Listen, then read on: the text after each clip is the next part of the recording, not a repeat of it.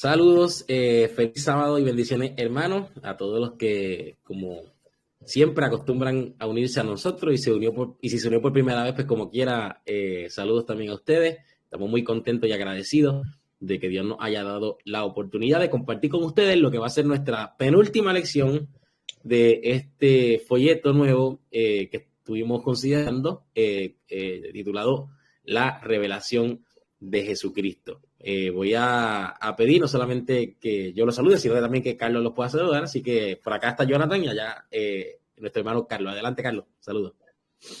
Saludos, Jonathan, y saludos a todos nuestros hermanos y amigos que se conectan, ¿verdad? Fielmente, y los que nuevamente, o podríamos decir que por primera ocasión se están conectando, también les mandamos un saludo y les damos la bienvenida y los exhortamos a que nos acompañen en este, como dijiste, eh, penúltimo repaso de la lección sobre Apocalipsis, ¿verdad? Y la revelación de Jesucristo, que hemos estado tocando los primeros 7 capítulos.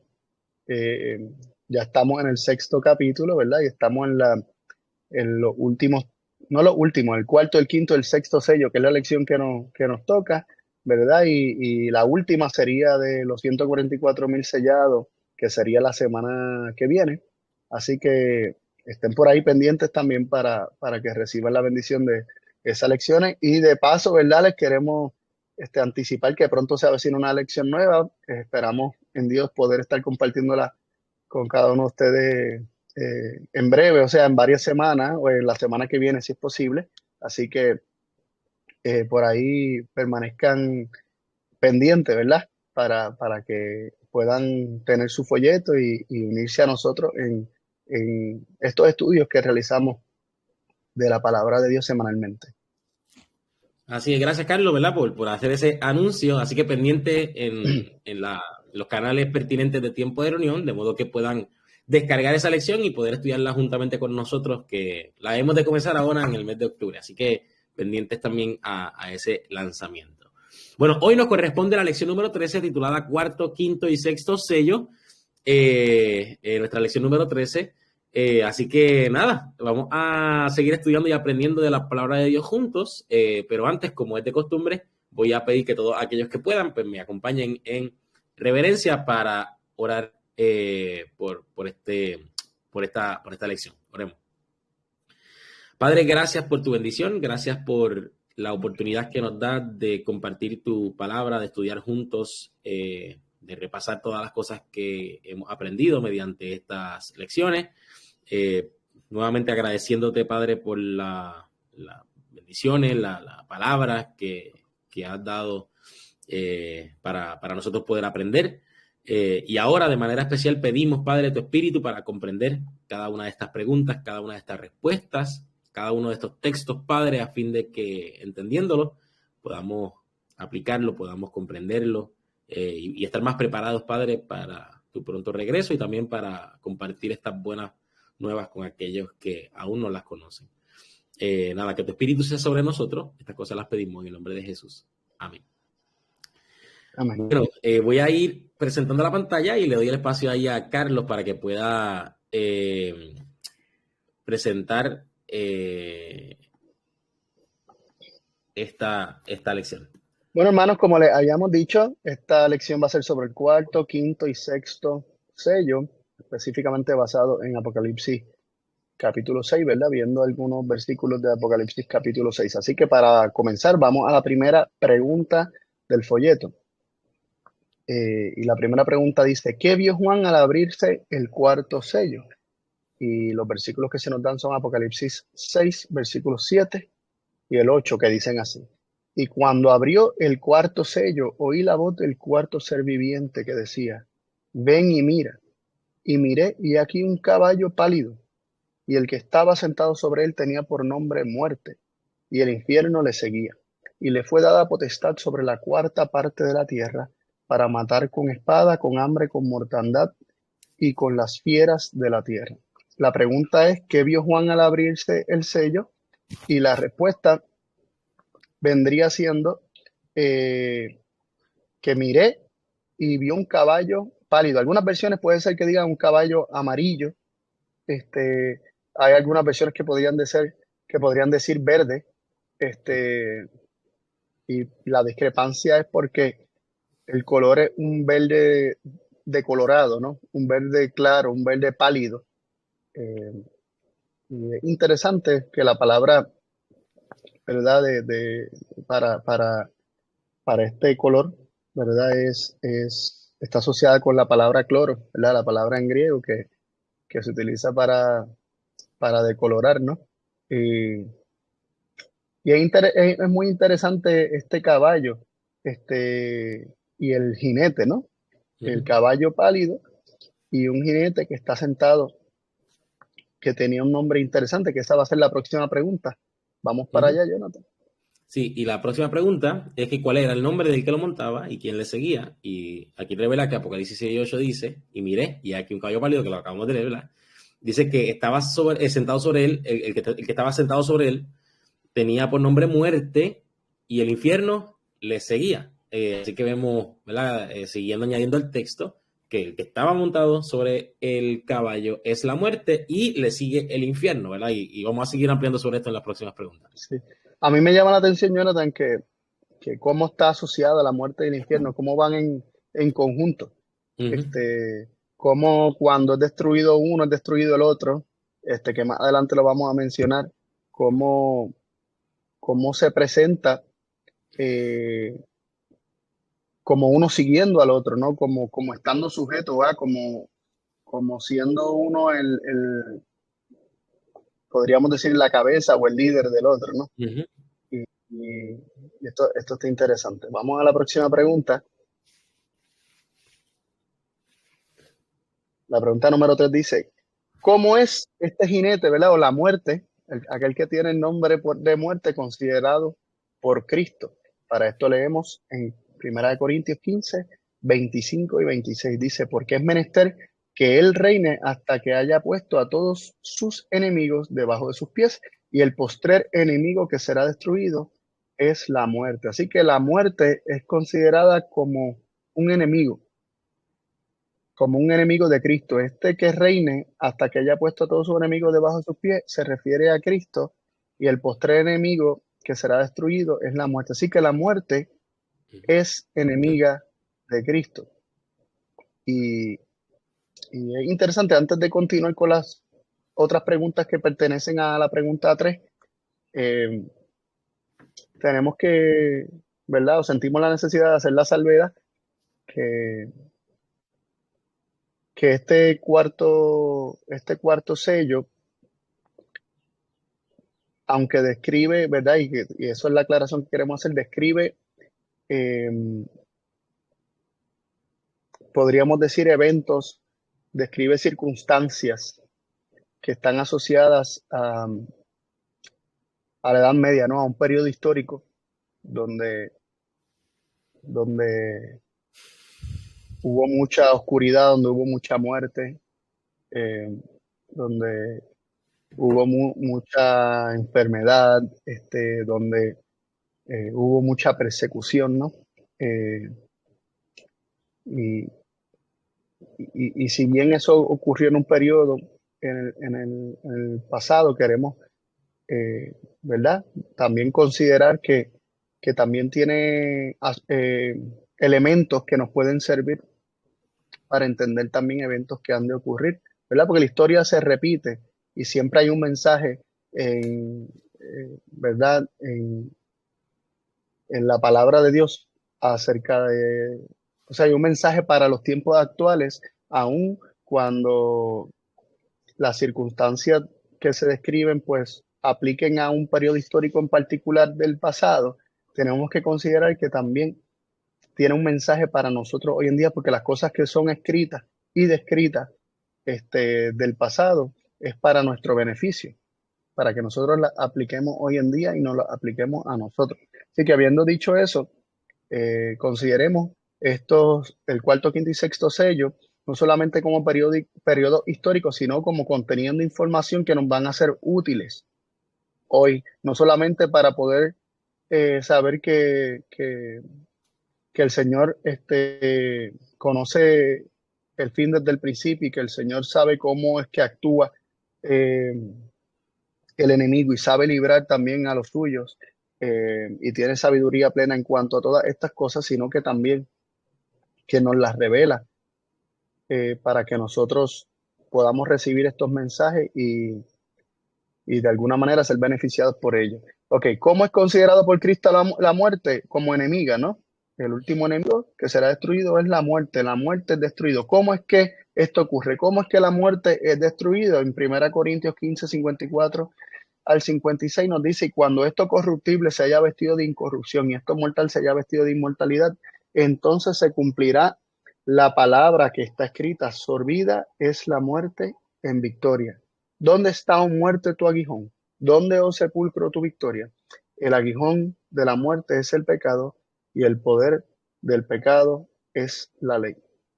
Hubiese sido bueno poner el versículo 57 también, que nos dice que la victoria la tenemos, por medio de Dios. O sea, Dios nos da la victoria por medio de Cristo, ¿no? Entonces, eh,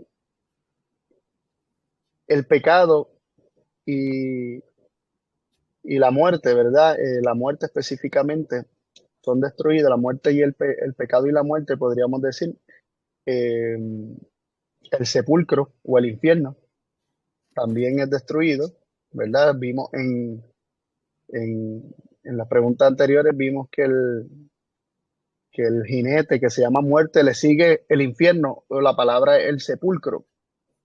Entonces, tenemos que considerar que cuando habla aquí de muerte, del fin de la muerte y el fin del sepulcro y la victoria sobre ellos, está hablando de su destrucción. ¿Y cuándo es esto? Cuando hay victoria sobre el pecado en uno, obviamente, aquellos sobre quienes la muerte y el sepulcro tuvieron victoria, pues experimentan la muerte juntamente con la muerte y con el sepulcro. Pero, pero continuemos, dice: ¿qué tiene Jesús?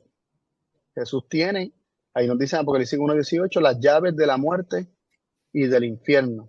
Él tiene el poder para rescatar de la muerte y del infierno.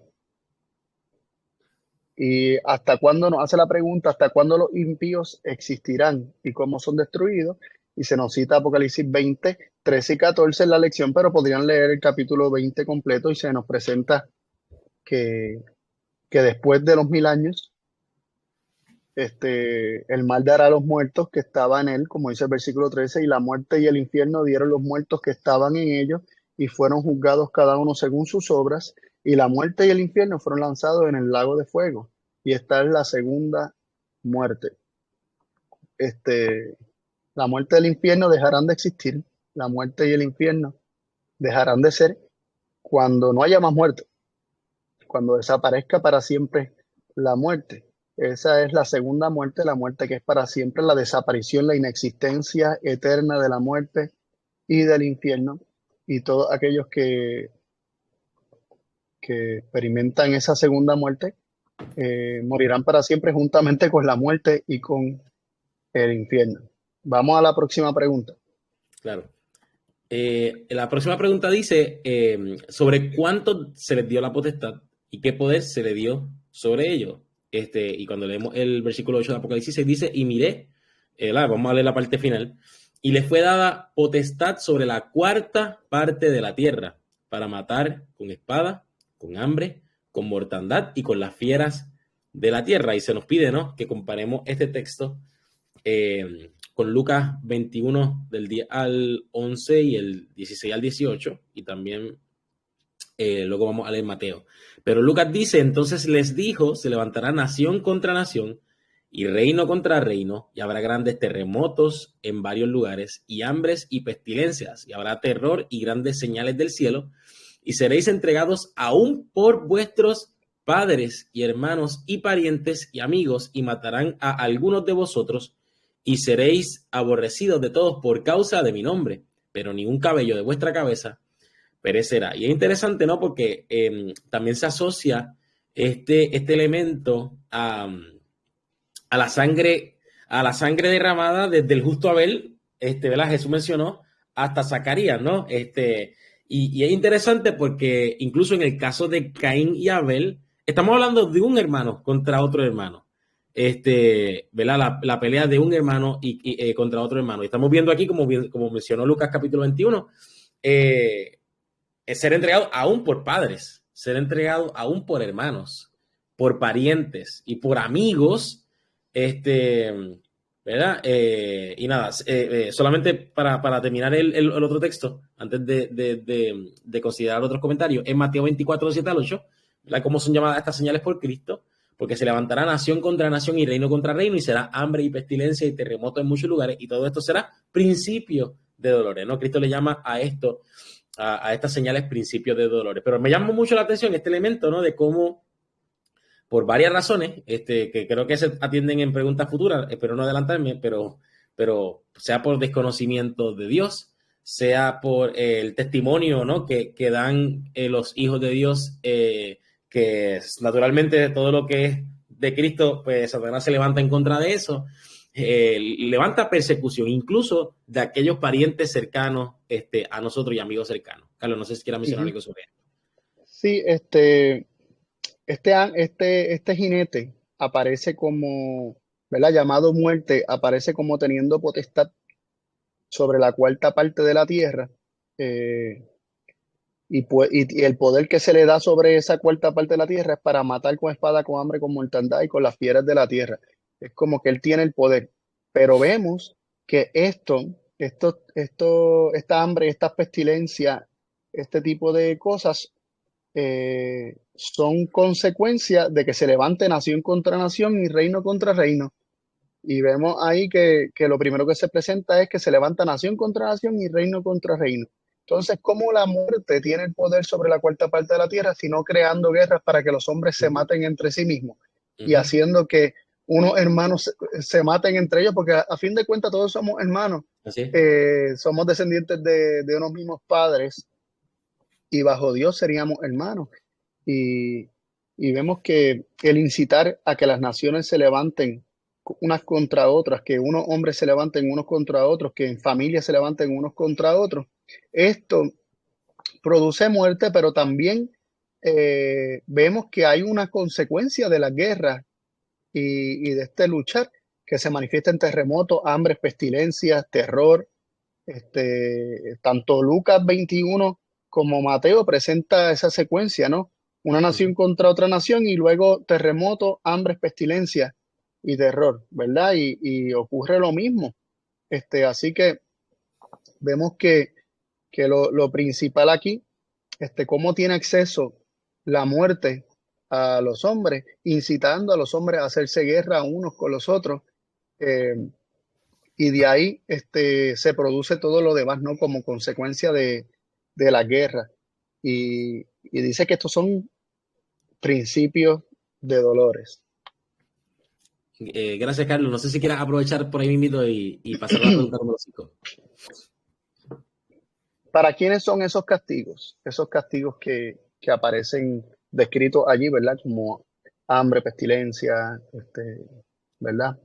Terremotos, todo ese tipo de cosas. ¿Y por qué motivo? Y leemos en Jeremías 29, del 15 al 20, mas habéis dicho, Jehová nos ha levantado profeta en Babilonia, pero así dice Jehová, del rey que está sentado sobre el trono de David y de todo el pueblo que mora en esta ciudad, de vuestros hermanos que no salieron con vosotros en cautiverio. Así dice Jehová de los ejércitos. He aquí envío yo contra ellos espada, hambre y pestilencia, y los pondré como los malos higos, que de malos no se pueden comer, y los perseguiré con espada, con hambre y con pestilencia, y los haré objeto de adversión a todos los reinos de la tierra, de maldición y de espanto y de escarnio y de afrenta a todas las naciones a las cuales los habré arrojado, porque no oyeron mis palabras, dice Jehová, que les envié por medio de mis siervos los profetas, madrugando en enviarlos, y no habéis escuchado, dice Jehová. Oíd pues palabra de Jehová, vosotros todos los transportados que eché de Jerusalén a Babilonia.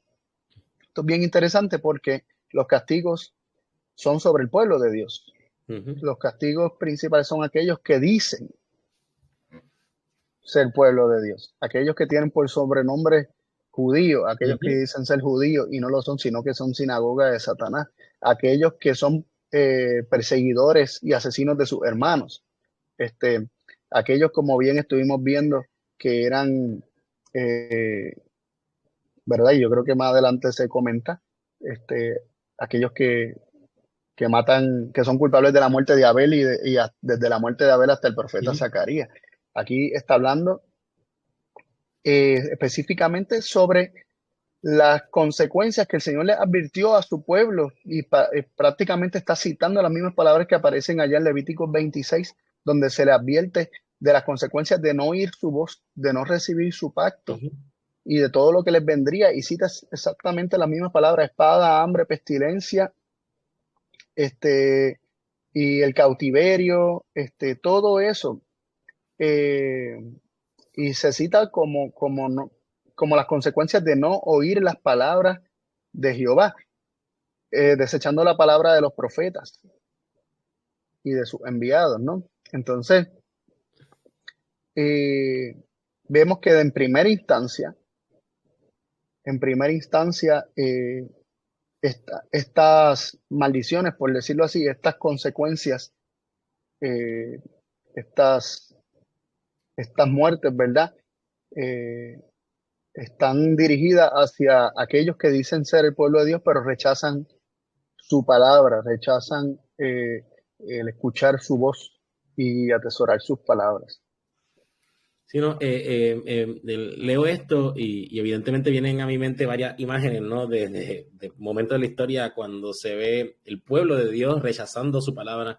Oye, desde Adán y Eva, cuando a la voz de Dios ¿verdad? Al sentir a Dios se ocultaban, el mismo pueblo de Israel.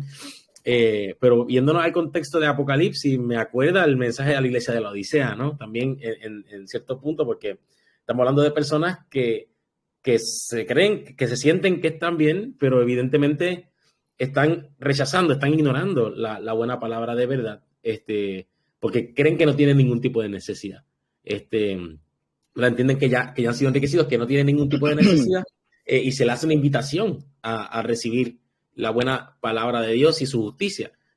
Nada, pero menciono esto porque al principio mencionaste que todas estas cosas son escritas para nosotros, ¿no? Las cosas del pasado son escritas para nosotros y evidentemente tenemos que aprender, ¿no? Que siempre el mensaje de Dios, desde Adán y Eva hasta todavía aquí del Génesis hasta el Apocalipsis, es escucha mi palabra, guarda mi pacto, escucha mis palabras, guarda mis palabras, a fin de que pueda completar la obra en ti. Hay una cita también, Carlos, no sé si la quieres leer. Si dice en la carta 65 de 1898, párrafo 30, dice así: hoy se ve el mismo espíritu que se representa en Apocalipsis 6, del 6 al 8. La historia ha de repetirse. Interesante, ¿verdad? Ese punto ahí, según lo que estábamos viendo anteriormente, se dice que la historia se repite y las escenas descritas en los sellos también tienen una repetición, ¿no? Lo que ha sido volverá a ser. Este espíritu obra para confundir y desconcertar. La disensión se verá en cada nación, tribu, lengua y pueblo, y aquellos que no han tenido un espíritu para seguir la luz que Dios ha dado a través de sus oráculos vivientes, a través de sus agencias designadas, se confundirán. Su juicio revelará debilidad. Desorden y contienda y confusión se verán en la iglesia. Así que vemos que en efecto se está describiendo aquellos que dicen ser iglesia, pero hay confusión, hay debilidad, hay un juicio eh, entenebrecido, podríamos decir, hay desorden, hay contienda, y todo esto es debido a, a que se rechaza o se resiste la palabra de Dios, como tú bien mencionabas. Así es.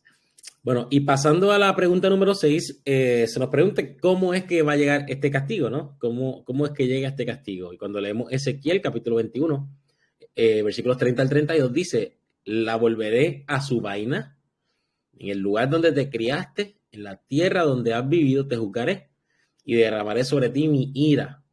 El fuego de mi enojo haré encender sobre ti y te entregaré en manos de hombres temerarios, artífices de destrucción. Serás pasto para el fuego, tu sangre quedará en medio de la tierra, no habrá más memoria de ti, porque yo Jehová he hablado. Así que aquí estamos viendo, ¿no? Cómo es que Dios permite que estos castigos sucedan, ¿no? Cómo es que nación se levanta contra nación, reino se levanta contra reino, parientes contra parientes, amigos contra amigos, ¿no? Lo que está mencionando es cómo es que sucede estas cosas. ¿Cuál es la responsabilidad, podríamos decir, de Dios en cuanto a este castigo? Aquí está hablando, ¿no? De que derramará sobre él su ira, hará encender el fuego, pero sigue añadiendo, ¿no? ¿Cómo? Te entregaré en manos de hombres temerarios. No es que de alguna manera el espíritu, mejor dicho, el espíritu de Dios definitivamente no está en estos hombres. Dios no es un Dios temerario, ¿no? No es que estos hombres están obrando según la justicia de Dios. Hay unos hombres temerarios y aquellos que decidan el camino, evidentemente, de no oír la voz de Dios, han de ser entregados en manos de estos hombres temerarios. Y yo creo que podríamos considerar lo contrario, ¿no? Aquellos que sí oigan la palabra de Dios han de ser protegidos por Dios de estos hombres temerarios, de estos artífices de destrucción. No sé si quieras mencionar algo sobre esta cita, Carlos. Si leemos algunas citas también, unas notas que tenemos, esta primera dice, se me mostró que los juicios de Dios no vendrían sobre ellos directamente del Señor, sino de esta manera. Ellos se colocan más allá de su protección. Él advierte, corrige, reprueba y señala el único camino seguro. Luego, si aquellos que han sido el objeto de su cuidado especial siguen su propio curso, independientemente del Espíritu de Dios, tras repetidas amonestaciones, si eligen su propio camino, entonces Él no encarga a sus ángeles que impidan los decididos ataques de Satanás contra ellos. Y aquí hay varios puntos interesantes. Entre ellos, está mencionando que los juicios, ¿no? De Dios no van a venir directamente del Señor. ¿Sabe? Dios no aplica, podríamos decir, directamente su juicio, sino de esta manera, lo que está diciendo. Ellos se colocan más allá de su protección. Lo que podríamos decir, ¿verdad? Que yo soy bastante gráfico, ¿eh? Que hay un círculo, ¿no? Hay un cerco que Dios establece, un perímetro, y aquellos que deciden no oír la voz de Dios salen del perímetro, salen del cerco. ¿Verdad? Podríamos decir también que se retira el cerco para ellos, ¿no? Pero para verlo de manera ilustrativa, están fuera del alcance de la protección divina. ¿Y qué sucede esto? O sea, Dios lo quita rápido. No, aquí está diciendo que Él advierte, Dios corrige, Dios reprueba, señala el único camino seguro, y luego de eso, después de advertir, de corregir, de reprobar, de señalar, aquellos que han sido objeto, o sea, aquellos que Él ha cuidado, deciden hacer lo que quieren hacer, o sea, no quieren escuchar la voz de Dios, sino seguir sus propios consejos, independientes a los consejos del Espíritu de Dios, después de repetidas amonestaciones. ¿Qué pasa? Si ellos eligen su propio camino, bueno, pues aquellos ángeles que estaban encargados de proteger a estas personas para impedir que Satanás ataque a estas personas, evidentemente ya Dios va a dejar de encargar a dichos ángeles. ¿Por qué? Porque evidentemente se ha demostrado que no se quiere dicha protección, que no se quiere el Espíritu de Dios. Y Dios pues respeta la libertad de cada uno y entonces ya no impide que Satanás ataque a estas personas. Tenemos otra cita adicional y es la número 6, que dice: los judíos habían forjado sus propias cadenas, habían colmado la copa de la venganza en la destrucción absoluta de que fueron víctimas como nación, y en todas las desgracias que les persiguieron en la dispersión no hacían sino cosechar lo que habían sembrado con sus propias manos. Dice el profeta: es tu destrucción, oh Israel, el que estés contra mí, porque has caído por tu iniquidad. Los padecimientos de los judíos son muchas veces representados como castigo que cayó sobre ellos por decreto del Altísimo. Así es como el gran engañador procura ocultar su propia obra por la tenacidad con que rechazaron el amor y la misericordia de Dios. Los judíos le hicieron retirar su protección y Satanás pudo regirlos como quiso. Las horrorosas crueldades perpetradas durante la destrucción de Jerusalén demuestran el poder con que se ensaña Satanás sobre aquellos que ceden a su influencia. Y por si acaso, aquellos que quieran conocer más, en este mismo canal hay unas transmisiones que es de carácter de Dios que pudieran ver, la verdad, que ellos quieran seguir entrando en este tema. Pero lo que estamos viendo con esta cita es que lo que le sucedió a los judíos lo que estaba sucediendo con los judíos es lo que ellos mismos, lo que eran sus propias cadenas, lo que ellos mismos sembraron. O sea, estamos hablando de una cosecha que ellos sembraron, de sus propias manos y evidentemente cosecharon aquello que sembraron. Y es interesante porque lo que está mencionando es que Satanás oculta tan bien su obra que da la impresión que los padecimientos que estaban experimentando los judíos era como un castigo directo de Dios, lo que estábamos mencionando. Se pensaba que era directamente de parte del Señor. Ahora, ¿qué quiere decir esta cita? Bueno, que era Satanás tratando de ocultar su obra. O sea, Satanás, el gran engañador, oculta su obra aparentando que es Dios directamente quien ejecuta o quien ejecuta dicho juicio, ¿no? Y Satanás trata de engañar su obra por medio de esto. Sin embargo, aquí como menciona, evidentemente es el poder de Satanás el que se manifiesta a través de toda destrucción. Carlos, no sé si quiere mencionar algo más. Adelante entonces con la pregunta número 7. Pregunta número 7 dice, ¿cuál es la peor hambre que vendrá? De esto nos habla el profeta Amós en el capítulo 8 de su libro, versículo 11. He aquí vienen días, dice el Señor Jehová, en los cuales enviaré hambre a la tierra, no hambre de pan ni sed de agua, sino de oír la palabra de Dios. ¿Y cómo tiene que ver esto con lo que estamos hablando? Que durante este cuarto sello, esta hambre, ¿verdad? Que es descrita como parte del poder que tiene la muerte sobre la cuarta parte de la tierra, nos habla de una carencia de la palabra de Dios, de una falta de oír la palabra de Dios y de una falta, obviamente, del conocimiento de Dios. El pueblo va a perecer y muere por falta de alimento espiritual, por falta de conocimiento de Dios que viene al recibir la palabra de Dios y la revelación que Dios mismo da de sí mismo en su palabra. Así que a fin de cuentas, no solamente la gente estaba muriendo por hambres literales, sino que también estaban pereciendo por falta de conocimiento de Dios, que hacía que se levantara nación contra nación, reino contra reino, y se desatara todo este tipo de ¿verdad? De situaciones como hambres, pestes, enfermedades, terremotos. Sí, ¿no? Y reflexiono breve, Carlos.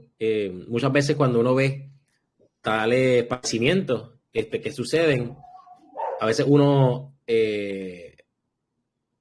podría decir, ¿verdad? De manera egoísta, reacciona diciendo, Señor, ven ya, ¿verdad? Que se acabe todo esto. Pero deberíamos pensar en todos aquellos que aún no han conocido, ¿no? La palabra de Dios y cómo nosotros podríamos servir de instrumento para mitigar estos padecimientos a través de la predicación de dicha palabra. No, y que esa es la verdadera, esa es la raíz del problema. Así es. O sea, realmente la raíz del problema es la ausencia de la palabra de Dios en el corazón del hombre. Así es. Jonathan, discúlpame. Ahorita se me quedó un punto que me vino ahora mismo a la mente que me parece importante. Y era que cuando estuvimos viendo acerca de las persecuciones y estuvimos viendo acerca de levantándose los de la misma casa, tu propia gente, decía que te darán muerte, pero luego decía que ni uno de tus pelos caerá. Es interesante cómo se dice que te matarán, pero dice que a la vez dice que ninguno de los cabellos de tu cabeza caerá. Y es que como Dios tiene todos los cabellos de tu cabeza contados, y Dios llama aquellas cosas, y esto es otro tema, ¿verdad? Pero Dios llama aquellas cosas que no son como si fueran, porque Él sabe que van a ser, y porque lo ha prometido. Cuando le dé la resurrección, y de eso vamos a hablar pronto, cuando se dé la resurrección, el Señor restaurará todo, ¿no? Y está tremendo. Vi como la promesa de la resurrección, la promesa del Señor restaurar a la perfección todo aquello, ¿no? Y mantener en memoria, aún hasta los cabellos de la cabeza, de aquellos que aún han perecido por causa de su nombre. No, así es, y creo que es una buena introducción para la próxima pregunta, en términos de quizás no exactamente, pero aquí nos dice cuál es la promesa que hay para el justo. Y dice Salmo 34, 17 al 22, claman los justos y Jehová los oye y los libra de todas sus angustias. Cercano está Jehová a los quebrantados de corazón y salvará a los contritos de espíritu. Muchas son las aflicciones del justo, pero de todas ellas lo librará Jehová. Él guarda todos sus huesos, ni uno de ellos será quebrantado. Matará al malo la maldad, y los que aborrecen al justo serán asolados. Jehová redime el alma de sus siervos, y no serán desolados cuanto en él confían. Y yo creo que aquí yo puedo ver la promesa hacia dos direcciones, ¿no? Tanto una protección, ¿verdad? Independientemente hayan guerras, ¿verdad? Etcétera, Dios tiene el poder de protegernos, ¿verdad? De preservar nuestra vida, a pesar de lo que esté sucediendo allá afuera. Pero podríamos decir que independientemente nuestra vida o nuestra existencia no sea preservada, como bien mencionabas, Carlos, Dios tiene también la vida de los justos en sus manos, ¿no? Y evidentemente para aquellos que mueran, aquellos que quizás no logren sobrevivir la persecución, hay una promesa de resurrección que evidentemente excede, ¿verdad? Lo que podría ser nuestra preservación aquí en esta tierra. Evidentemente, aquellos que han muerto estando justificados por Dios, se levantarán como que hubieron descansado una sola noche y verán a Dios cara a cara en el momento de la resurrección, ¿no? Y yo creo que eso es parte de la promesa. Porque todo esto, ¿verdad? Y hago este paréntesis, cuando leemos Apocalipsis, mucha gente ve todas estas señales, el tema de la muerte, de la guerra, etcétera, y es como que muchas veces se produce miedo y por eso mucha gente como que le tiene reperillo. Sí, como, no sé si esa palabra todo el mundo la entiende, pero no le gusta leer mucho estos temas de profecía, etcétera, por todo lo que aquí menciona, pero más allá de todo lo que pueda mostrar, podríamos decir que evidentemente no es positivo para aquellos que no confían en Dios y en su palabra. Yo creo que es un libro de muchas promesas para aquellos que quieren oír la palabra de Dios, lleno de muchísimas promesas. Así que podamos aferrarnos a tales promesas. Bueno, vamos a la próxima pregunta y ya nos adentramos en lo que es el quinto sello.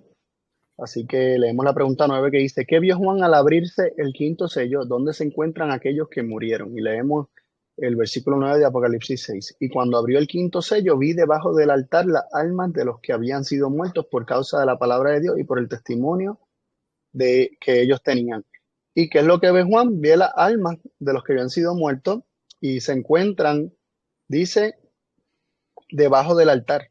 Se encuentran debajo del altar. Y aquí hay una conexión interesante y por eso se nos hace la pregunta, ¿quiénes murieron allí? ¿Quiénes murieron en el altar o debajo del altar y en manos de quién fue que fueron muertos estas almas? Y dice Mateo 23, 33 al 36, serpientes y generación de víboras, ¿cómo escaparéis de la condenación del infierno? Por tanto, he aquí que yo envío profetas y sabios y escribas, y de ellos a unos mataréis y crucificaréis, y a algunos azotaréis en vuestra sinagoga y perseguiréis de ciudad en ciudad, para que venga sobre vosotros toda la sangre justa que ha sido derramada sobre la tierra, de la sangre de Abel el justo hasta la sangre de Zacarías, hijo de Baraquía, el cual matasteis entre el templo y el altar.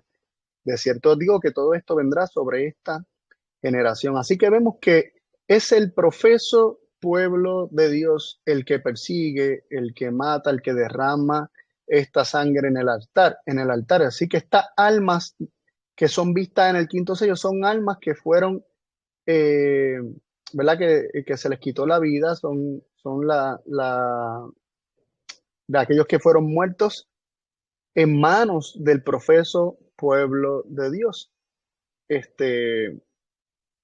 Muy interesante, no añado más porque no me quiero extender, pero yo creo que con los versículos queda bastante claro que la persecución la llevan a cabo el profeso pueblo de Dios y estas almas son perseguidas por aquellos que dicen ser judíos, como mencionamos hace un ratito, y no lo son, o que dicen ser cristianos y no lo son. Sí, quería solamente mencionar que es inevitable para mí asociar el tema de la muerte y el altar al santuario, específicamente al atrio, ¿no? Verlo. Y que evidentemente se mataba al cordero, ¿no? En el altar de sacrificio. Y evidentemente, como menciona esto, estamos hablando de personas que representan a Cristo, personas que tenían a Cristo, personas que sea, los muertos, ¿no? Los muertos que menciona aquí son personas que tenían a Cristo y que evidentemente a quienes mataron realmente fue a Cristo, en la persona de aquellos que matasteis y crucificareis, ¿verdad? Por cuanto hiciste a uno de estos pequeños, a mí también lo hiciste, ¿no? Así es.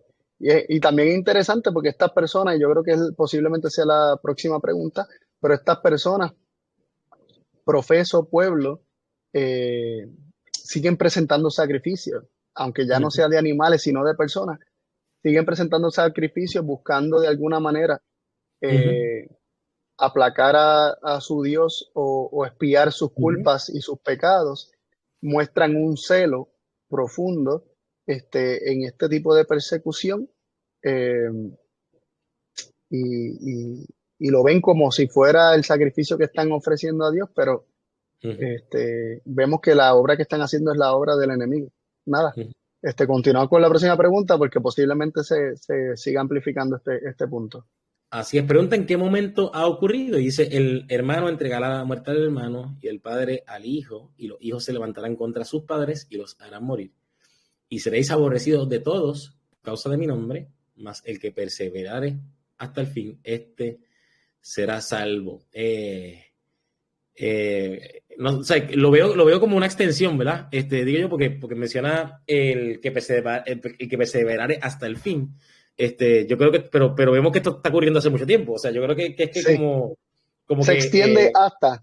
Se extiende, exacto, que lleva pasando hace mucho tiempo, pero se va a extender hasta el fin este proceso de que seamos entregados entre cercanos. ¿Y por qué sucede esto? Juan 16, versículos 2 y 3 dice, os echarán de la sinagoga y aún viene la hora cuando cualquiera que os mate pensará que rinde servicio a Dios. Y esto harán porque no han conocido al Padre ni a mí. O sea que el desconocimiento del Padre y el Hijo, el desconocimiento de quién es Él o quiénes son y cómo son o cómo es Dios revelado en la vida de Cristo, lleva a cometer tales atrocidades. Y como mencionamos, cuando alguien persigue, cuando alguien echa o expulsa, cuando alguien mata a los siervos de Dios por desconocimiento, como hacía Pablo incluso, o Saulo, mejor dicho, como hacía Saulo, evidentemente lo está haciendo a Cristo directamente, solamente para reflexionar. Vamos a la pregunta 11, que nos dice, ¿qué claman estas almas? Y nos dice Apocalipsis 6:10, y clamaban en alta voz diciendo, ¿hasta cuándo, Señor santo y verdadero, nos juzgas? Y venga nuestra sangre de los que moran en la tierra. Y ahí podemos decir la pregunta, ¿verdad? Porque están clamando si están muertas estas almas, pero ¿cómo es que claman? ¿Cómo es que claman? Y ahí tenemos Génesis 4:10 como un ejemplo. Esto fue Dios hablando con Caín y él le dijo, ¿qué has hecho? La voz de la sangre de tu hermano clama a mí desde la tierra. Así que no son ellos hablando, sino que es la voz de su sangre que clama a Dios desde la tierra. Esto es un proceso que se nos hace difícil visualizarlo, comprenderlo, cómo la sangre puede clamar, pero Dios, que tiene conocimiento de todo, y esa sangre que fue derramada sobre la tierra emite un clamor de alguna manera, o es descrito como un clamor hacia Dios. Dios lo recibe como un clamor, así que la sangre derramada clama a Dios desde la tierra. Y vemos las almas de Apocalipsis 6:10 clamando, diciendo, ¿hasta cuándo nos juzga y venga nuestra sangre de los que moran en la tierra? ¿Y qué les responde nuestro Padre? Lucas 18:7-8 dice, ¿y no cobrará Dios venganza por sus escogidos que claman a Él día y noche, aunque sea longánimo para con ellos? Os digo que pronto cobrará venganza por ellos, pero cuando el Hijo del Hombre venga, hallará fe en la tierra. Entonces se conecta la venida de Cristo como una respuesta a ese clamor, y la obra de venganza conectada con la segunda venida de Cristo, cuando venga el Hijo del Hombre, ¿verdad? Así que está interesante. Dice, ¿hasta cuándo? Dice Lucas 21:24. Y caerán a filo de espada y serán llevados cautivos a todas las naciones y Jerusalén será hallada por los gentiles hasta que los tiempos de los gentiles sean cumplidos. Hay un tiempo para las naciones, ¿no? Y cuando se cumpla el tiempo, entonces, este, es que estas almas, ¿verdad? Experimentarán lo que están experimentando y entonces se nos dice en qué orden se dan estos sucesos, ¿verdad? Y para eso tenemos Apocalipsis 11:18 que dice que se han airado las naciones y tu ira ha venido y el tiempo para que los muertos sean juzgados y para que les dé el galardón a tus siervos los profetas y a los santos, a los que temen tu nombre pequeño y grande y para que destruya a los que destruyen la tierra. Así que el orden es que se airan las naciones y vemos cómo se presenta la ira de las naciones y la ira de Dios. ¿Es la ira de las naciones igual a la ira de Dios? Las Ujú. naciones se airan y se atacan. La ira de Dios es muy distinta. La ira de Dios, como ya estuvimos viendo en algunas citas que vimos del Espíritu Profecía y en algunas preguntas anteriores, se manifiesta al Dios retirar su protección, porque ya aquellos que él quería salvar, que estuvo reprobando, enseñándole el único camino seguro, pues finalmente lo desechan por completo y él termina por apartarse de ellos y Satanás los puede regir como quiera, como quiere. Y ese es el día de la ira, ¿verdad? El día de la venganza de Dios, que Dios lo entrega a su propia ira, a esa ira de las naciones, ¿no? Y se levanta reino contra reino y ocurren todo ese tipo de cosas, ya sin ningún tipo de restricción. Entonces, cuando dice que los muertos sean juzgados y que le es dado el galardón a sus siervos los profetas, precisamente aquí se cumple lo que están clamando estas almas que se haga, que se les haga justicia, ¿verdad? Que se les juzgue y se les dé el galardón. Y esto va a ocurrir este, luego de que el Señor entrega a nación contra nación. Y luego sigue diciendo para que destruya a los que destruyen la tierra. Así que es vengado, la muerte de esta alma es vengada el Señor, destruyendo a los que destruyen la tierra. Vemos cómo se airan las naciones y la ira del Señor es venida. Entonces vemos cómo el Señor destruye por medio de su ira a los que destruyen la tierra, levantándose nación contra nación.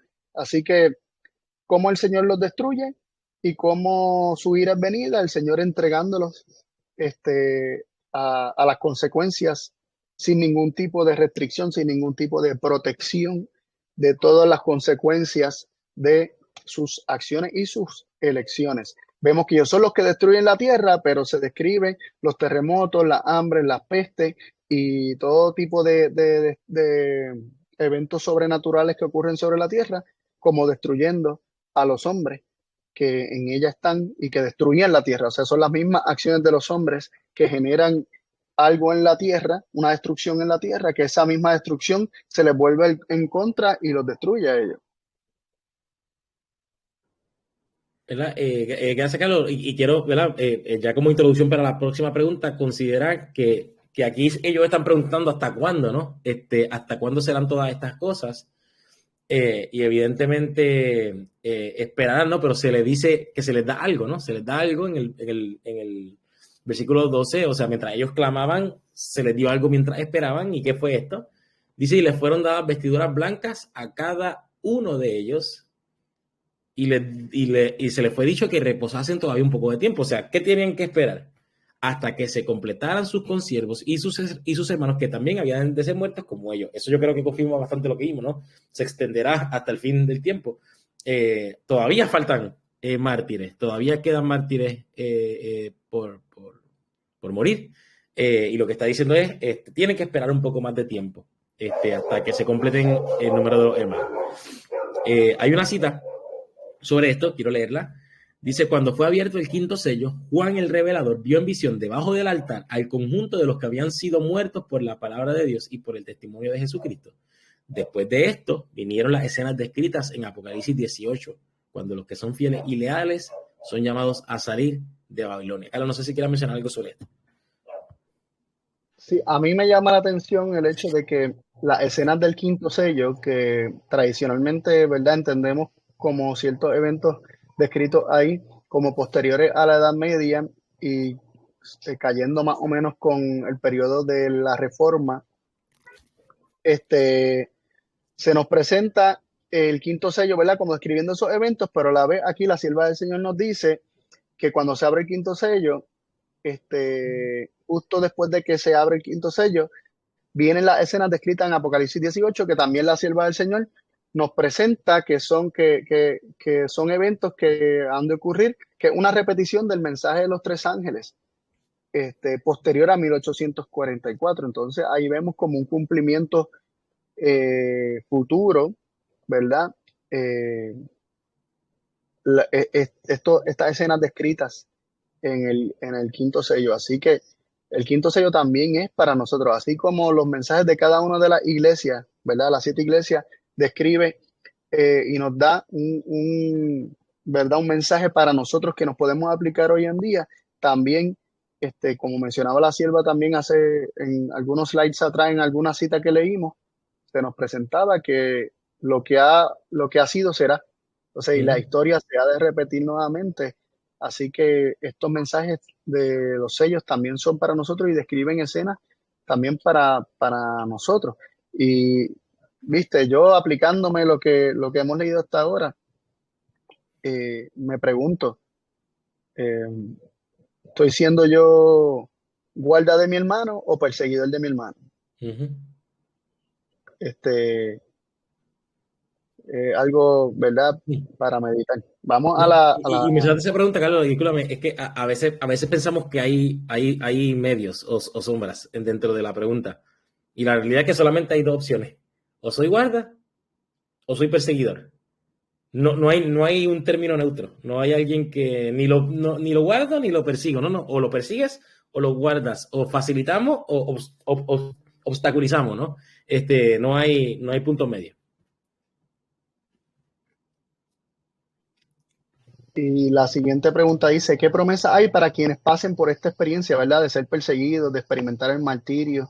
¿Qué promesa hay? Apocalipsis 14:13 nos dice, y oí una voz del cielo que me decía, escribe, bienaventurados de aquí en adelante los muertos que mueren en el Señor. Sí, dice el Espíritu, porque descansan de sus trabajos, pero sus obras con ellos continúan. Se nos dice que son bienaventurados. ¿Y por qué son bienaventurados? Miren cómo dice Apocalipsis 24. Y vi tronos, y a los que se sentaron sobre ellos les fue dado juicio, y vi las almas de los decapitados por el testimonio de Jesús y por la palabra de Dios, y que no habían adorado a la bestia ni a su imagen, y que no recibieron la marca en sus frentes ni en sus manos, y vivieron y reinaron con Cristo 1000 años. Así que la promesa es de volver a vivir, de reinar con Cristo, de que se les da juicio, se les da tronos. Este, Así que la promesa de la bienaventuranza es reinar juntamente con Cristo y vivir con Cristo. No solamente los 1000 años, sino que también aún después de los 1000 años, este, será para siempre, jamás. Así que hay promesas hermosas para aquellos que mueren en el Señor. Amén, así es. Y ya entrando al sexto sello, nos preguntamos en la pregunta 14, ¿qué vio Juan al abrirse el sexto sello? Y dice, y miré, cuando él abrió el sexto sello, y aquí fue hecho un gran terremoto, y el sol se puso negro como un saco de silicio, y la luna se volvió como sangre. ¿Verdad? Y nos pregunto también en qué momento aparecen los terremotos, en qué se parecen y en qué se diferencian. Aquí tenemos un texto de Apocalipsis 8, 5 y 6 que está hablando del séptimo sello, que no hemos entrado todavía a ese tema, pero menciona que y el ángel tomó el incensario y lo llenó del fuego del altar y lo arrojó a la tierra. Y hubo voces y truenos y relámpagos y terremotos. Y los 7 ángeles que tenían las 7 trompetas se aprestaron para tocarla, ¿no? Y es como al inicio o sea, cuando se abre el séptimo sello, que al mismo tiempo es el inicio de los 7 ángeles que tenían las 7 trompetas, pues como que ahí, por lo menos según Apocalipsis 8, 5 y 6, dice que hubo voces, truenos y relámpagos y terremotos. Carlos, no sé si quieras mencionar algo sobre esto. Sí, cuando Juan ve, ¿verdad? Estas señales, ¿verdad? Este gran terremoto y el punto que estamos atendiendo ahora mismo. También podríamos considerar momentos históricos donde hubo terremotos. Vemos que en la muerte de Cristo también también hubo terremotos, este, justo previo a, a la segunda venida, ¿verdad? En el momento donde se derraman, ¿verdad?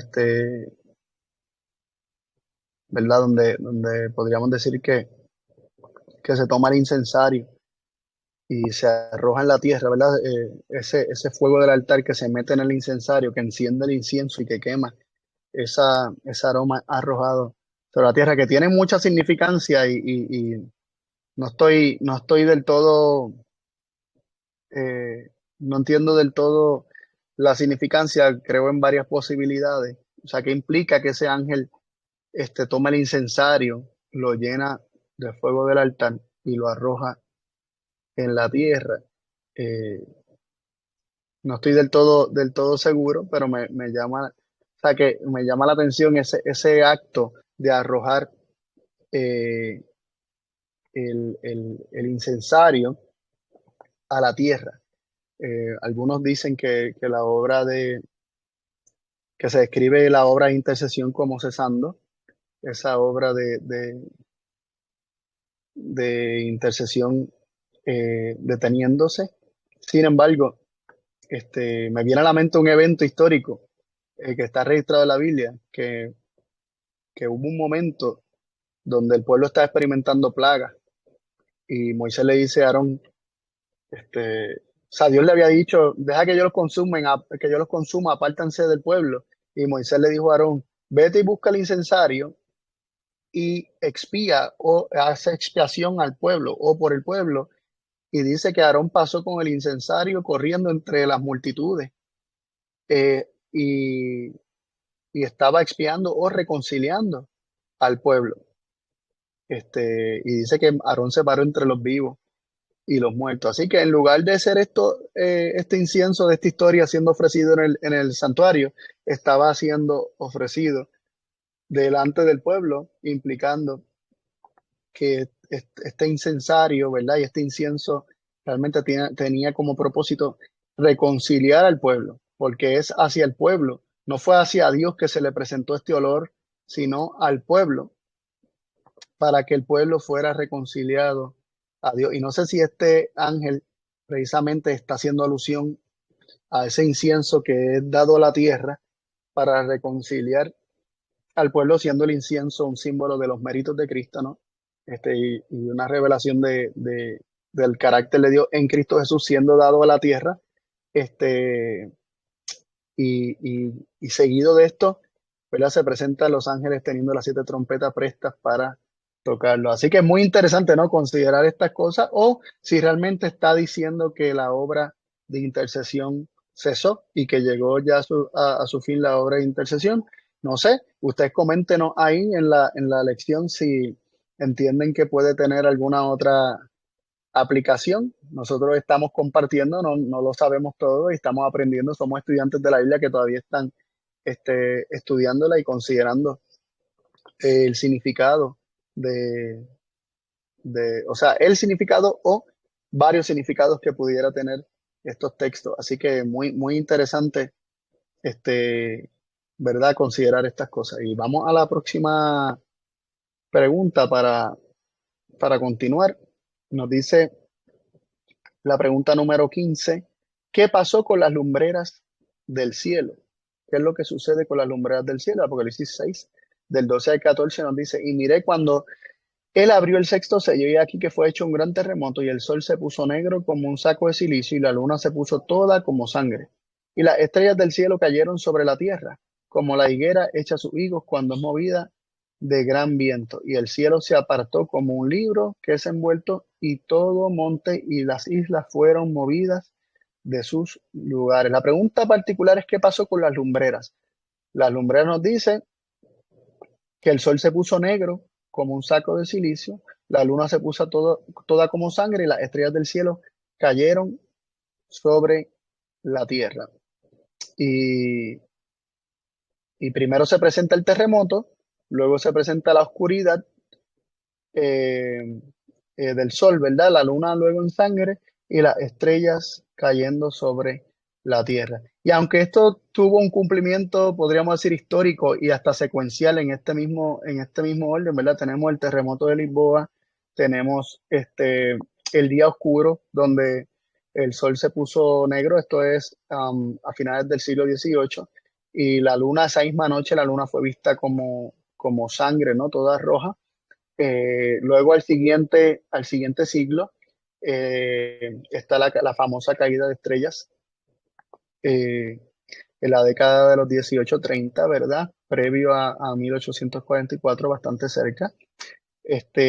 Aunque sí hubo un cumplimiento literal, tenemos que resaltar, y Jonathan, este punto es muy interesante, el hecho de que venimos viendo eh, un cumplimiento simbólico, ¿no? ¿Verdad? Vemos viendo que estos son símbolos y, y más allá de solamente describir eventos literales, eh, para ser consistentes, ¿no? Porque si todos los demás sellos hemos estado considerando un cumplimiento simbólico de este tipo de cosas, ¿por qué a partir del sexto sello solamente darle al sexto sello un cumplimiento literal y a los demás no? Y cómo darle al sexto sello entonces también un cumplimiento simbólico, porque tiene que significar algo, ¿no? Ujú.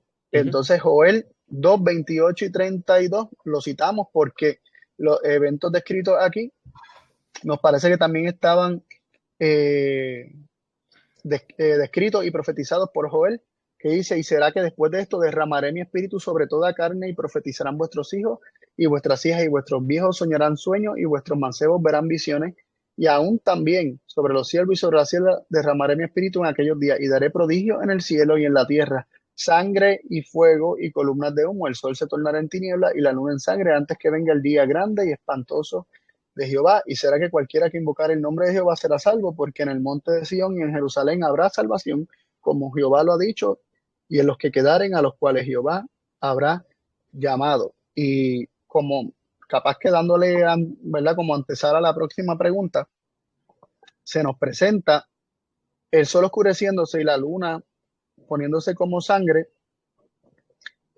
como una señal previo a la segunda venida de Cristo, y también en conexión con el derramamiento del Espíritu Santo. Y Pedro, precisamente en Pentecostés, en Hechos capítulo 2, citó la profecía de Joel como teniendo un cumplimiento en sus tiempos.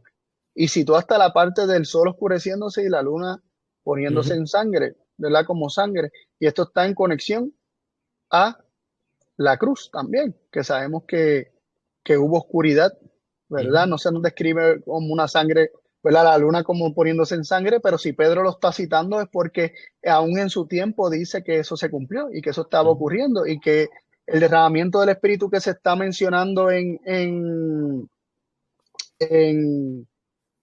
allí en Pentecostés, ¿verdad?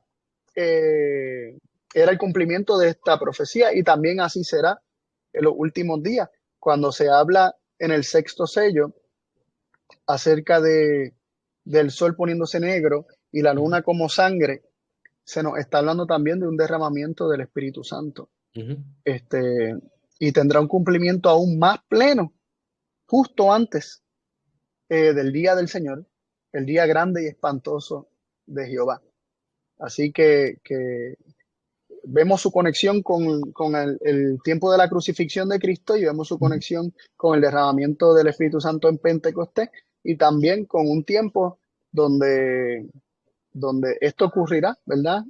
Justo antes del día grande y espantoso de Jehová. Voy a la pregunta 16, ¿no? Que creo que va a ampliar sobre esto. Y es, ¿a quiénes representan estas lumbreras según el mismo Apocalipsis? Y dice Apocalipsis 21-23. Y la ciudad no tenía necesidad de sol ni de luna para que resplandezcan en ella, porque la gloria de Dios la iluminaba y el Cordero es su luz. Y es interesante, ¿no? Asociar las lumbreras a la gloria de Dios y al Cordero. Y en este caso, el sol y la luna. Y si nosotros pensáramos en las lumbreras, ¿no? Cómo funciona el sol y la luna en conjunto, no se nos haría muy difícil de asociar este modelo de sol y luna al Padre y al Hijo, porque, ¿verdad? Cristo revela la gloria de Dios, es lo que nosotros vemos. Cristo nada con el mismo, sino el Padre. O sea, Cristo siempre está revelando la gloria de Dios. Y podríamos decir que de alguna manera Cristo refleja la gloria de Dios y la luna refleja la luz solar. Podríamos, ¿verdad?, sacarle 1000 aplicaciones a este tema del sol y la luna, más cuando dice la Biblia que los cielos cuentan la gloria de Dios. Pero por dar un ejemplo adicional, podemos ver la luz solar por medio de la luna sin quedarnos ciegos, pero si la vemos directamente del sol hasta nos podríamos quedar ciegos. Al Padre nadie lo vio jamás, pero Cristo lo reveló. O sea, hay muchas asociaciones del sol y la luna y en este caso directamente se asocia a la gloria de Dios y al Cordero. Algo que mencionó Carlos previo a esta pregunta era la conexión que existe entre este evento y la cruz. Y como bien mencionó Carlos, el sol se oscureció en tiempos de la cruz, pero aplicándolo directamente al Padre y al Hijo, si podemos ver o asociar a Dios con el sol y a Cristo con la luna, tenemos a un sol que se oscureció, tenemos una luna que se convirtió en sangre, y no sé, ¿verdad? Si nada más de escuchar esto ya a nuestra mente nos vienen algunas aplicaciones, pero evidentemente vemos como en la cruz de Cristo se presenta a Dios como quien, ¿verdad?, quedó oculto entre ¿verdad?, el sol, podríamos decir, oculto entre las tinieblas, o la separación que generó los pecados, ¿no?, entre Dios y la tierra, o Dios y su hijo, que percibía, ¿no?, que su padre se había ocultado. Así que vemos un sol oculto, una luz ausente, ¿no?, o un sol oculto, o que no se puede ver por causa de las tinieblas que lo cubrían. Y tenemos a una luna, en este caso representación del Cordero, como siendo bañada en sangre, o siendo, ¿verdad?, convirtiéndose en sangre. Al mismo tiempo... Podríamos decir que, como en palabras de Jesús, recibiendo el bautismo de sangre, ¿no? Así es, así es. Y si leemos Lucas 10, 17 y 18, que dice, y volvieron los 70 con gozo, diciendo: Señor, aún los demonios se nos sujetan en tu nombre. Y les dijo: yo vi a Satanás caer del cielo como un rayo. No olvidemos que también aquí se mencionaba en el versículo 13 que las estrellas del cielo cayeron sobre la tierra como la higuera echa a sus hijos cuando es movida de gran viento. O sea, se está haciendo referencia incluso a ángeles, ¿no? Pero en este caso Satanás yendo del cielo.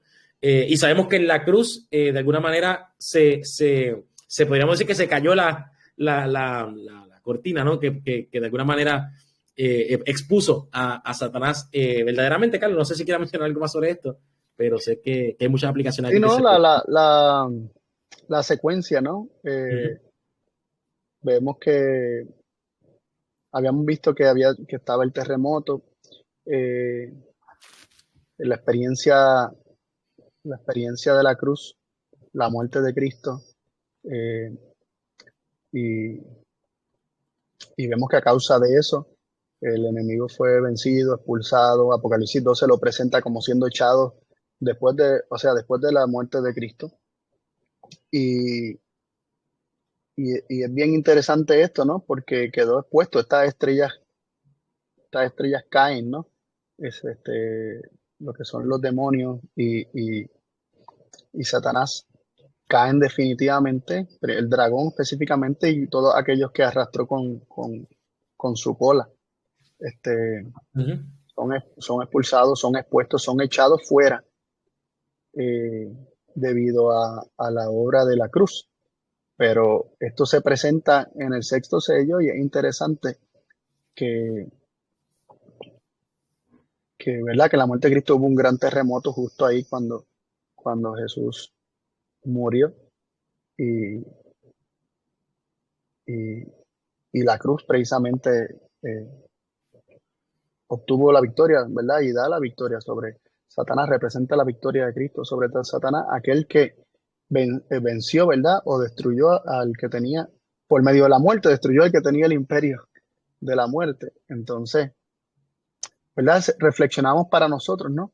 ¿Qué importancia y qué relevancia tiene para nosotros comprender la cruz, no solamente como un evento en el pasado, sino como un evento futuro, ¿verdad? Y cuando digo futuro, me refiero siempre presente a un evento que también es descrito o simbolizado por medio del sol y la luna, y de la necesidad que nosotros tenemos de comprender la cruz presente, la cruz actual,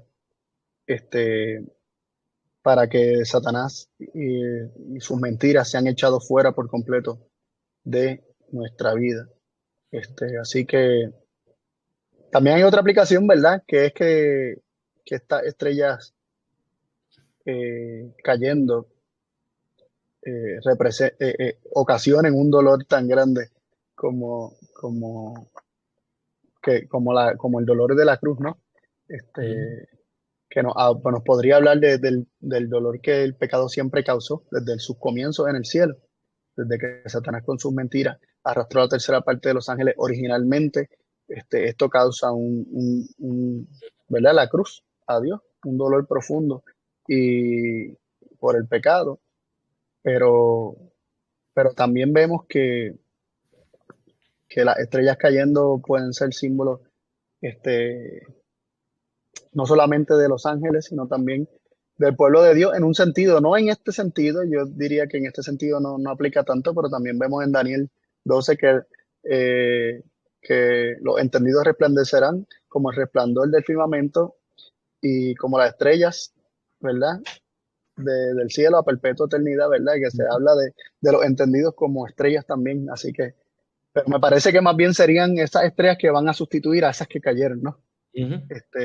Y que permanecen para siempre. Nada, pero es solo para entender el lenguaje simbólico un poco, acerca del lenguaje simbólico de lo que aparece en este sexto sello. Y vamos a la próxima pregunta, ¿no? Ujú. ¿Qué significado tiene el ejemplo de la caída de los higos de la higuera? Dice Apocalipsis 6:13, y las estrellas del cielo cayeron sobre la tierra como caen los higos verdes de la higuera cuando es sacudida por un fuerte viento. Aquellos que han tenido la experiencia de tener eh, eh, una, ¿verdad? Un árbol de higo o una higuera, eh, un arbusto, porque por lo menos mis papás tienen uno y es más como un arbusto, no es un árbol así grande, pero es frágil y aquí se presenta como los higos pueden caer aún estando verdes cuando viene un fuerte viento. Y, y esas estrellas que caen son comparadas con higos que caen, ¿no? Y antes de leer los próximos versículos, recordamos que en Jeremías estuvimos viendo eh, cómo se comparaba el Señor entregar a su pueblo a la espada, a la pestilencia, al hambre y todo ese tipo de cosas, y el Señor diciendo que era comparado a su pueblo con higos malos, o sea, que de tan malos que no se pueden comer, o sea, está en un estado malo. Eh, Así que considerando eso, leemos también en Cantares 2, 10 al 13, mi amado habló y me dijo, levántate, oh amada mía, hermosa mía, y ven, porque aquí ha pasado el invierno, ha cesado la lluvia y se ha ido. Se han mostrado las flores en la tierra, el tiempo de la canción ha venido, y en nuestro país se ha oído la voz de la tórtola. La higuera ha echado su higo y las vides en cierne dieron olor. Levántate, oh amada mía, hermosa mía, y ven. El tiempo de los higos es descrita como el tiempo de la cosecha, ¿no? Ujú. Ha pasado el invierno, ha llegado el verano, que es el tiempo de la cosecha, y, y el amado, en representación de Cristo, le habla a su amada, que es a su pueblo, diciendo que, que se levante y que venga. Y me parece que interesante ese llamado, porque ese levántate, me viene a la mente, levántate y resplandece, Ujú. porque ha venido tu luz y la gloria de Jehová ha nacido sobre ti. Dice, se han mostrado las flores en la tierra, el tiempo de la canción ha venido. En nuestro país ha ido la voz de la tortola, la higuera ha echado sus higos, o sea, es el tiempo de que se vean los frutos, de que se manifiesten los frutos, y las vides en ciernes dieron olor. Levántate, amada mía, hermosa mía. Ahí está la hermosura del pueblo de Dios, que es el resplandor de la gloria de Dios. Y ven, sin embargo, eh, en Apocalipsis 6:13 vemos los higos cayendo, estando todavía verdes. Los frutos no llegaron a estar buenos. Es como que que se habla de un pueblo que debía estar en una condición, pero no llegó a estar en esa condición, sino que fue sacudido, ¿no? Y cayó en tierra, así como los higos caen de la higuera con un fuerte viento. Y Mateo 24, 32 y 33 dice, de la higuera aprender la parábola. Cuando ya su rama enternece y las hojas brotan, sabéis que el verano está cerca. Así también vosotros, cuando veáis todas estas cosas, sabed que está cerca a las puertas. Este, vemos que hay una conexión interesante con la higuera, con los higos, con el fruto de Dios, perdón, con el pueblo de Dios y con los frutos que su pueblo debe dar, lo que espera a Cristo, en la condición que espera a Cristo que esté su pueblo, pero también en la condición que nunca llegue a estar debido al rechazo de su palabra, debido a dejar al amado fuera, etcétera. Así que continuamos con la próxima pregunta. Y es cómo reaccionan todas las clases sociales al ver este evento, que es lo que piden. Evidentemente los eventos que estábamos hablando, ¿no? Del sol oscurecerse, de la luna ponerse en sangre, de las estrellas cayendo Sí, que del cielo. apuntan a la segunda venida, Así a fin de es, cuentas. así es. ¿Qué pasa todo esto? Dice que todos los reyes de la tierra y los magistrados y los ricos y los capitanes y los poderosos y todo siervo y todo libre se escondieron en las cuevas y entre las peñas de las montañas. Y decían a las montañas y a las peñas, caed sobre nosotros y escondednos del rostro de aquel que está sentado sobre el trono y de la ira del cordero, porque el gran día de su ira ha llegado. ¿Y quién podrá sostenerse en pie? Han de preferir morir antes de estar expuestos a tal semejante gloria, ¿no? Carlos, no sé si quieras mencionar algo sobre esto. No, está claro. Me parece que todas las clases sociales lo que hacen es pedir la muerte porque no quieren ver lo que nos dice el versículo 16, y escondernos del rostro de aquel que está sentado sobre el trono y de la ira del cordero. No quieren ver a ese sol y esa luna, ¿no? No quieren ver este, eh, al Padre y al Hijo, no quieren ver al que está sentado en el trono, no quieren ver su gloria, no quieren ver la ira del cordero. Es lo que quieren evitar. ¿Y cómo se revela la ira de Dios? Nos dice en Romanos capítulo 1. Vamos a leer, exhortamos que lean desde el 18 hasta el 32, 33 aproximadamente, pero por motivos de tiempo ¿verdad? Vamos a leer solamente el 18, el 24, el 26 y el 28, donde se describe cómo se revela la ira de Dios. Dice, porque la ira de Dios se revela desde el cielo contra toda impiedad e injusticia de los hombres que con injusticia detienen la verdad. ¿Y cómo es que se revela? Se describe en los siguientes versículos. En el 24 dice, por lo cual también Dios lo entregó a la inmundicia, a la concupiscencia de sus corazones, a que deshonrasen entre sí sus propios cuerpos. Por esto Dios lo entregó, nos dice el 26, lo entregó a pasiones vergonzosas, pues aún sus mujeres cambiaron el uso natural por el que es contra la naturaleza. Y el 28 dice, y como no les pareció retener a Dios en su conocimiento, Dios lo entregó a una mente reprobada para hacer lo que no conviene. Es Dios dándole al hombre lo que quiere. La ira de Dios es Dios finalmente diciendo al hombre, no, no me quiere, o sea, me ha rechazado, pues no quieres nada que ver conmigo, pues te doy lo que tú quieres. Y precisamente esto está conectado con lo que vimos en la pregunta anterior, cuando se busca y se desea que se desea la muerte antes de estar delante de la presencia de Dios y del Cordero. Se desea la muerte para ser escondido por medio de ella, de la presencia de Dios. Se rechaza por completo esa presencia de Dios y Dios les da lo que ellos quieren. Les da su desprotección, ¿no? Y lo entrega a todos los elementos que hemos descrito anteriormente que ocasionan finalmente la muerte del impío, que realmente es el fruto de su propio camino.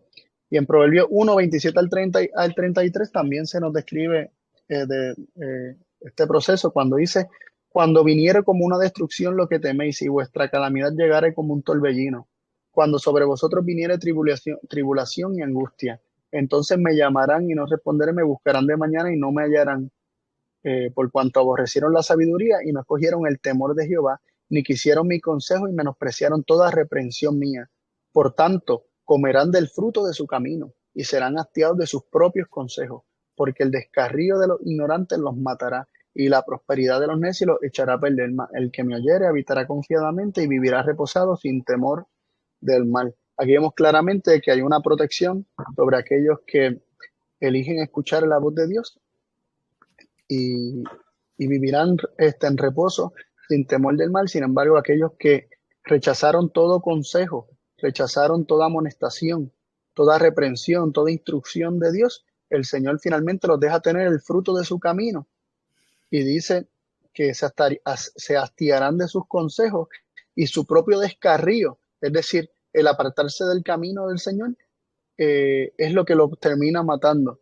Y, y el aparentemente prosperar en ese camino, porque Dios de alguna manera, mientras los llamaba para que volvieran al camino correcto, los protegía, pero y les seguía dando bendiciones, prosperando. Vemos que en vez de la prosperidad nos da la impresión de que tenemos la bendición de Dios o que de alguna manera nos va bien, de que no hay consecuencias malas, pero es Dios de alguna manera escudándonos todavía, dándonos oportunidad de que escuchemos la reprensión, que nos tomemos de nuestro descarrío y volvamos al camino correcto para entonces poder protegernos. Pero ahí es que dice que la prosperidad de los necios los echará a perder, y los necios son descritos como aquellos que rechazan las reprensiones del Señor. Entonces, dice que su prosperidad los echará a perder porque la prosperidad les hace creer que están en camino de bien, que no va a pasar nada, que es como una confirmación de la mentira de la serpiente de que no moriréis. Pero finalmente el Señor dejará que coman del fruto de su camino. El Señor ya no protegerá más, no impedirá más las consecuencias. Y cuando el Señor retire su protección, como ya leímos en citas anteriores, pues enfrentarán, ¿verdad?, las consecuencias de sus decisiones, y esto es la revelación de la ira de Dios. Y no sé si quieres añadir algo, Jonathan. No, es como una reflexión de la lección en general.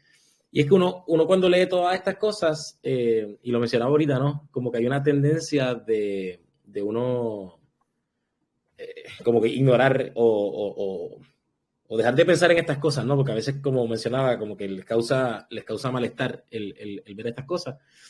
Pero esto nos debe motivar a una de dos cosas, una buena y una incorrecta, ¿no? Esto nos puede motivar a una de dos cosas, o a rehuir esta palabra e ignorarla, pero lo que hacemos simplemente es sentirnos bien, entre comillas, ¿verdad? Porque no estamos expuestos quizás a la realidad,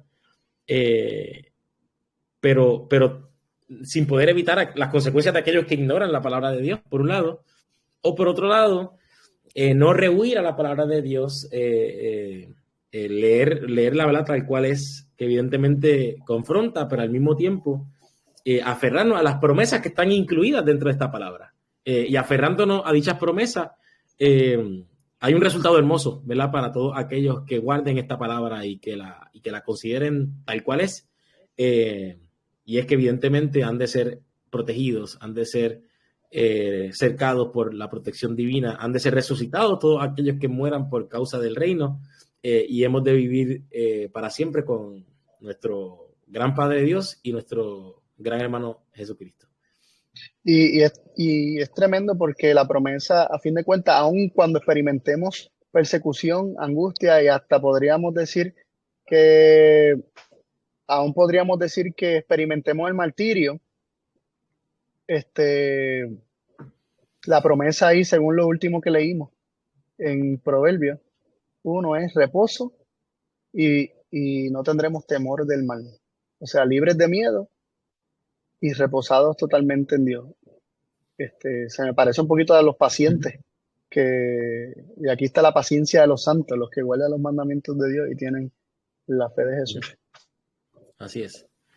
Bueno, pues muchas gracias a todos los que se conectaron juntamente con nosotros. Espero que hayan disfrutado la lección tanto como nosotros. Aún resta la lección número 14 de este trimestre, que finaliza el próximo viernes o sábado ya.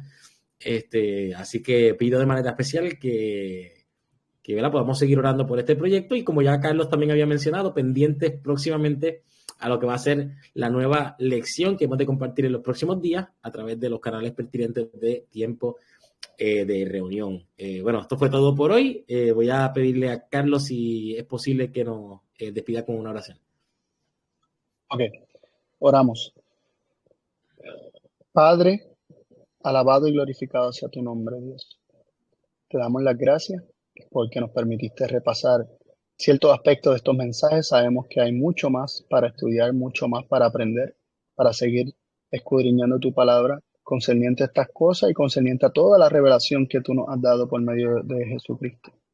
Te pedimos que nos sigas animando, Señor, a ir a tu palabra y a encontrar siempre allí palabra de vida eterna, que no veamos lo que queremos ver, que no veamos lo que ve la carne, sino que tú nos des la sabiduría de lo alto para en tu palabra siempre encontrar este, tu espíritu y tu vida y atesorarla en nuestro corazón. Pedimos que nos sigas guardando y que bendiga a todos nuestros amigos y hermanos que nos acompañaron durante este repaso. Te agradecemos y pedimos todas estas cosas en el nombre de Jesús. Amén. Amén. Bueno, familia, nuevamente bendiciones a todos. Nos veremos prontamente. Bendiciones.